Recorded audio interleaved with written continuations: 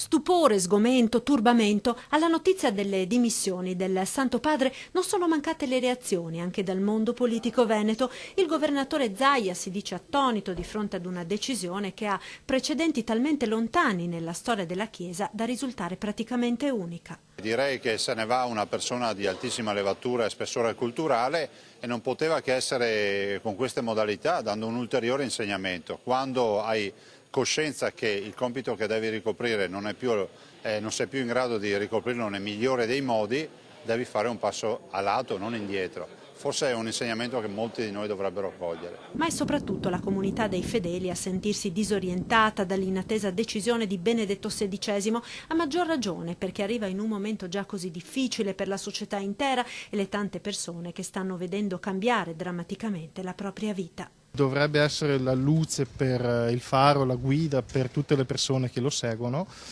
Una guida non si dimette, una guida spirituale non si dimette. Mi sembra molto strano, non so se sia un peso di responsabilità troppo grandi o qualche altro motivo, onestamente non lo so. Se avrà fatto questa scelta vuol dire che penso e presumo che sia solo per motivi fisici, quindi avrà preferito lasciare per trovare un successore. Mi sembra strano che il capo della Chiesa possa dare le dimissioni, proprio perché rappresenta un qualcosa di ben più alto, di una funzione così come può essere quella di un politico piuttosto che di quella di un lavoratore fra virgolette. Sì, mi sembra stranissima sta cosa. Forse stanco, forse un peso anche troppo da portare con questa situazione che c'è adesso di crisi sia per i giovani che per tutti quanti, insomma, quindi non riesce più forse a portare avanti un messaggio proprio di come si può dire, di speranza, si sente anche lui stanco e quindi secondo me lascia.